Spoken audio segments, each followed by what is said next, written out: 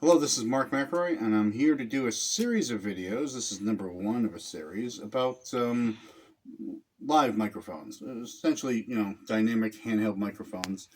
Their advantages and disadvantages, and how to use them. And this is the most important one, I feel, because this is something I see a lot of people who are really experienced artists having trouble with, which is microphone stands and microphone stand management, and how to use the microphone stand in the best possible way for your performance. And here's why.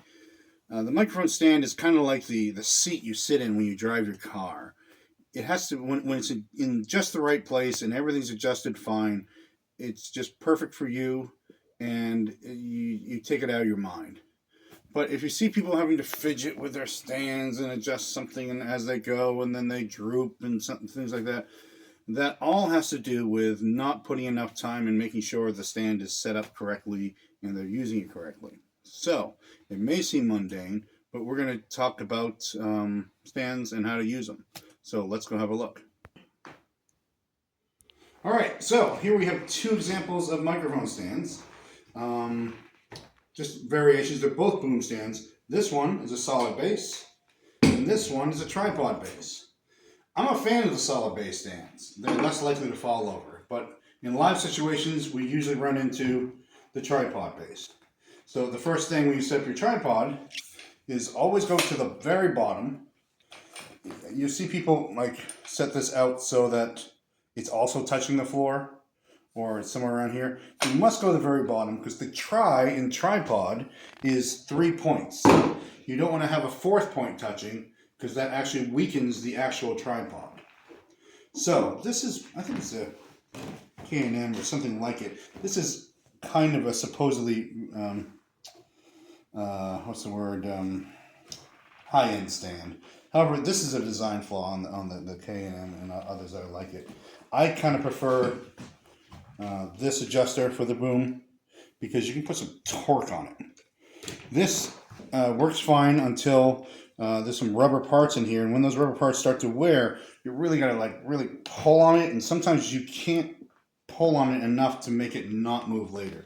When someone's singing and you see their microphone stand just dripping very slowly, it means that this wasn't tightened enough. So either the stand is defective or just someone didn't put a good tighten on that. So my starting point usually is when using a boom stand is with the stand part of the boom stand all the way down. Then make sure this is tight. Also, there is a washer on the other side of this often. Make sure that's tight if you can tighten it. So this is so that the top of your boom is on and to the rest of the stand, and this little washer is supposed to go up against it so it can't move. So, and then I start in this position. And then you have your adjuster here. Now always, before you move something, always loosen the adjustment, move it, and tighten it again. It seems like that should be the thing to do, but you're in a hurry. But what that does, it wears out the stand more, and it can cause this to loosen itself, and so that you'll be halfway through a song, and that will actually start to get loose. So loosen the thing. Same thing with these adjusters on the stand. Loosen them, move it, tighten them, and tighten them hand tight too. Like don't really just tighten them to. You want to exert a bunch of pressure on it, but you really want to get like a final little torque on it so that it can't move. So we have all these moving parts. So this we tighten down, this we tighten down, that's tightened down, this is now tightened, and now this is tightened. And then you have the stand extender on this particular model. That's this. Whether or not you're using it, make sure that's tightened as well. Now we have our microphone clip. We have a couple kinds here on display. This is the traditional slide-in Shure microphone style clip, and this is this clip. I kind of prefer these. These are a little more universal. Anything that markets itself as unbreakable usually is breakable. Just have a lot of these around because they do break. So on this side of the microphone, once again, make sure that your clip is screwed all the way on as far as it can go, and that this washer and this nut on the other side is tightened up against it. So even if it seems a little too fastidious to walk up to a stand that you're about to sing at and do all these adjustments, and by just even doing the adjustments, getting this to your height that you like, getting this to the height that you like, this to the angle that you like, doing all those adjustments is like adjusting your seat when you get into a car. You got your height right, you got your forward and your back, the steering wheel is the right distance from you, you're ready to drive. So, and these are all little points where it could fail. So let me go over to this one because the microphone's on it. So this is tight, that's tight. I'll put this where I like it. I'll bring this up to me.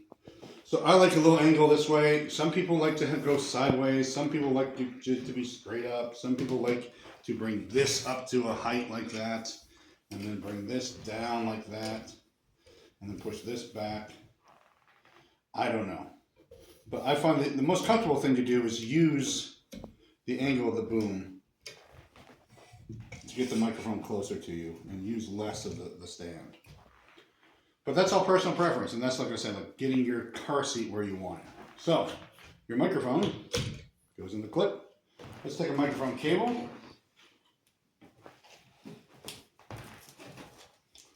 So, here's the cable side. Now, I see this done a lot. I find no reason for it. People do a bunch of wraps around the... I mean, doesn't that look tidy, right?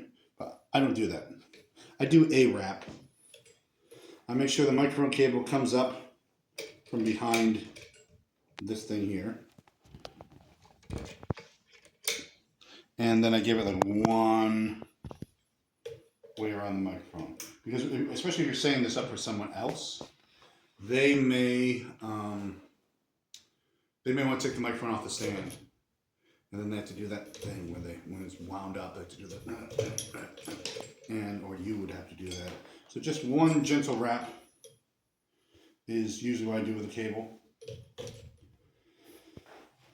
And that's it for now. Those are the pointers. Once again, always loosen all the little connectors. Oh, here's a little extra pointer. This is called an acorn nut. Yeah. And because it's, I guess, reminiscent of an acorn shape, when you lose the screw-on part of this end, you go to the hardware store and ask for a 4mm acorn nut. And this is much better. The one that was here was made out of plastic. And this is another thing to make sure it's tightened if this were the plastic one, because it loosens up over time when the plastic, the threads get all mangled up on the plastic. So, make sure you loosen your connections before you tighten them. Make sure they are nice and tight when you're in the position you want to be in. So, thanks again for watching. I'm going to have a part 2 real soon, because I might just make it real soon. And then I intend this to be a several-part series about specifically working as a singer live with this style of dynamic microphone. So once again, thanks for watching.